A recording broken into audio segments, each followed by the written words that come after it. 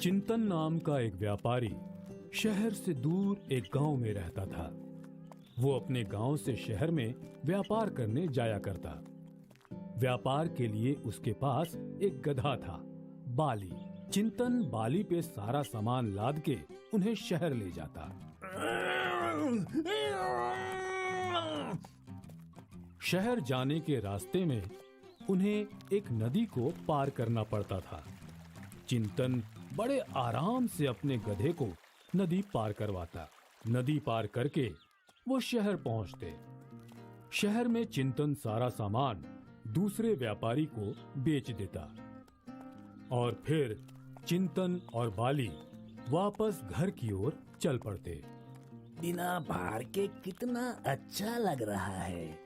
मालिक मुझ पे कितना भार डालते हैं। मेरी तो टांगे भी नहीं हिलती।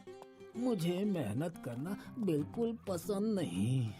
जब वो लोग घर पहुंच जाते तो चिंतन गधे को पेट भर खाना देता। चिंतन अपने गधे का बड़ा ख्याल रखता, क्योंकि उसे पता था कि उसके व्यापार के लिए उसे गधे की बहुत जरूरत है। अगले दिन चिंतन ने बाली पर 8 कपास की बोरियां लादी। अरे बाप रे, 8 बोरियां! पर मुझे इनका भार क्यों नहीं लग रहा? लेकिन जो भी हो, शहर तक तो चलना ही होगा ना। और रोज की तरह चिंतन बाली के साथ शहर गया और कपास बेचकर लौटने लगा। रास्ते में उसे अपना दोस्त कुंदन मिला। अरे चिंतन भाई, कैसा था आज का व्यापार? ठीक ही था। क्यों, क्या हुआ? तुम्हें सही दाम नहीं मिला क्या अपने सामान का? अब कपास का कितना दाम मिल सकता है? वो भी है। तुम नमक का व्यापार क्यों नहीं करते? आजकल शहर में नमक की बहुत मांग है और दाम भी बहुत अच्छे मिलते हैं। अरे वाह, ये तो बहुत अच्छा है। कल से मैं शहर नमक ले जाऊंगा। इन दोनों की बातें बाली सुन रहा था। ये महाशय मालिक को नया सुझाव दे रहे हैं। पहले ही मेरी कमर पे क्या कम भार था कि अब ये भी। अगले दिन चिंतन ने बाली पर 6 बोरियां नमक की लाद दी। अरे बाप रे, इतना भार! मैं तो चल भी नहीं पाऊंगा। चिंतन ने बाली को खींचा, लेकिन वो फिर भी नहीं चल रहा था। तुम बहुत आलसी हो गए हो। चिंतन ने बाली को छड़ी से मारा। थोड़ी दूर चल के मालिक मुझ पे इतना भार डालते हैं और फिर अगर मैं ना चलूं तो मुझे मारते भी हैं। हे भगवान, मेरी मदद करो। मुझे इस काम और इस भार से मुक्त करो। वो लोग नदी के पास पहुंचे। अरे बाप रे, आज तो नदी के पानी में बढ़ाव है।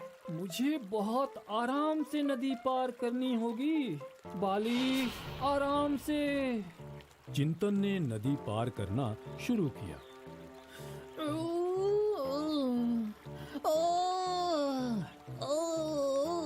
बाली डर के मारे चिल्ला रहा था। नहीं। और डर के कारण उसका पैर फिसला। अरे नहीं! चिंतन ने बाली को किनारे खींचा और उसने नमक की बोरी खोली। नमक तो गायब हो गया। सारा नमक नदी के पानी में घुल गया। अच्छा हुआ मैं बच गया, पर मेरी कमर का भार पूरा गायब हो गया। लगता है भगवान ने मेरी प्रार्थना सुन ली और इस नदी को जादुई बना दिया।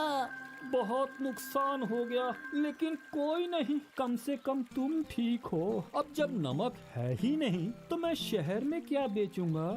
चलो वापस चलते हैं। दोनों ने वापस चलना शुरू किया। अरे वाह, आज तो मुझे शहर जाना नहीं पड़ा। और अब पूरा दिन आराम भी कर सकूंगा। अगले दिन चिंतन ने नमक की 5 बोरियां बाली पे लादी।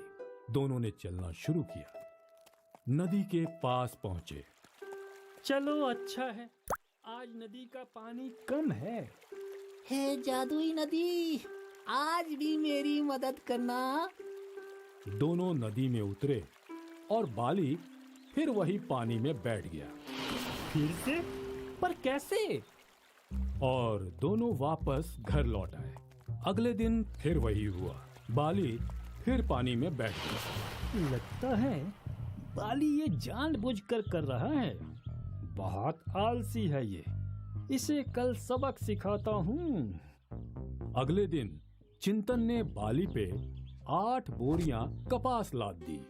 आज भार तो बहुत हल्का है, पर मैं शहर थोड़ी न जाऊंगा। मैं तो आराम करूंगा। दोनों नदी के पास पहुंचे। हे जादुई नदी, मेरी मदद करना। अब देखता हूँ। चिंतन वहीं किनारे खड़ा रहा और बाली नदी में कूद गया। पर इस बार जब वो उठा, अरे बाप रे, ये तो बहुत वजन हो गया है। हे भगवान, ये आपने क्या किया? मेरी मदद करना क्यों बंद कर दी? अब तुम ये सब उठा के शहर जाओगे। बहुत सयाने समझते थे ना खुद को, हाँ? बेचारा बाली इतना भार उठा के शहर की ओर चलने लगा। अब मैं कभी उस नदी में नहीं बैठूंगा। बाली ने अपना सबक सीख लिया। इस दिन के बाद बाली फिर कभी नदी में नहीं बैठा और चिंतन का व्यापार अच्छा चलने लगा। इसीलिए कहते हैं, आलस नहीं करना चाहिए।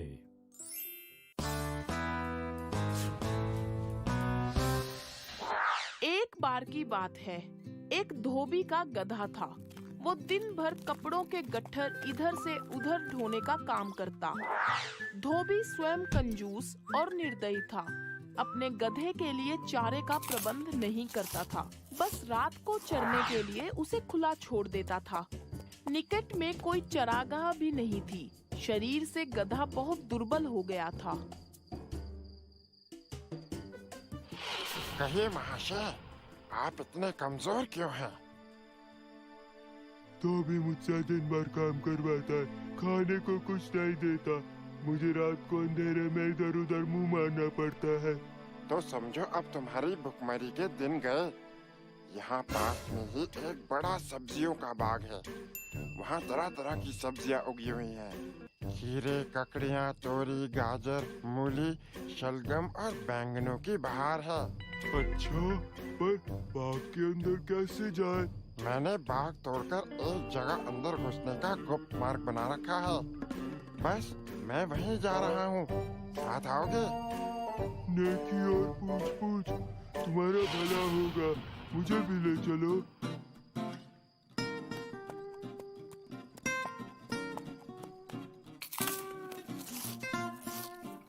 मजा आया? महीनों के बाद पेट भर कर खाना खाया। मैं तो तरस गया था। तुम्हारा ये एहसान कभी नहीं भूलूंगा। अब से मैं तुम्हारे साथ रोज रात को आऊंगा। गधा अब मजे मजे में धोबी के पास गया। वाह रे गधे, तेरा तो शरीर भर रहा है, बाल भी चमकने लगे हैं और चाल में मस्ती आ गई है, काम में भी फुर्ती आ गई है। कहाँ चरने जाता है रात में? मालिक, वो राज की बात है। आप तो बस काम करवाओ मुझसे जितना चाहे। अब मुझे आपसे कोई शिकायत नहीं है। बस रात को छोड़ देना चरने के लिए। हाँ हाँ, मुझे कौन सा रात में काम रहता है जो तुझे रात में भी बांध के रखूं? एक की जगह 10 खेत चर के आ, मुझे क्या। बस ध्यान रखना, अगर चौकीदार के हाथ लग गया तो बहुत मार खाएगा। आप उसकी चिंता मत करो, वो मैं संभाल लूंगा। दिन भर काम करने के बाद रात को गधा जाकर अपने दोस्त गीदड़ से मिला। आज धोबी मेरी हालत में सुधार देखकर हैरान हो रहा था। होगा ही, तुम्हारी तबीयत अच्छी तरह हरिज हो गई।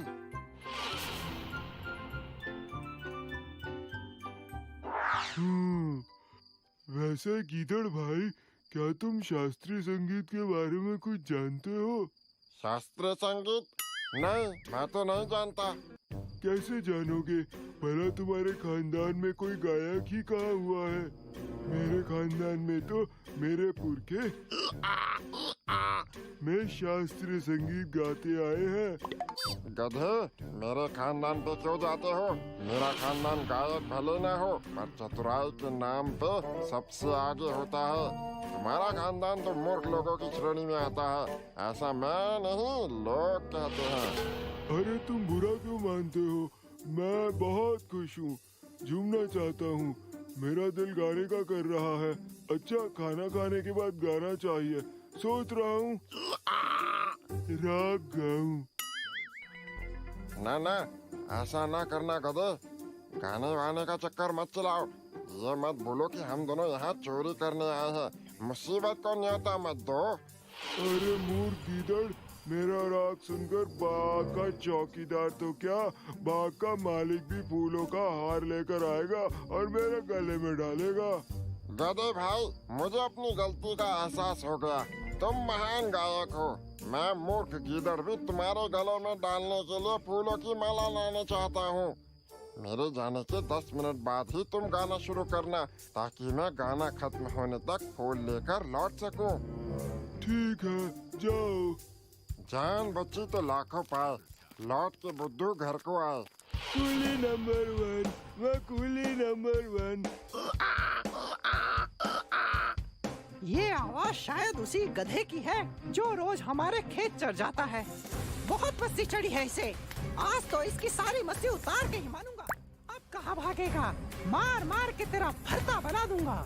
चौकीदार गधे पर ऐसे टूट पड़ा मानो जिंदगी भर का गुस्सा निकाल रहा हो। उसने गधे की हड्डी पसली एक कर दी। तो अब आप समझे, अपने शुभचिंतकों की नेक सलाह न मानने का परिणाम बुरा ही होता है।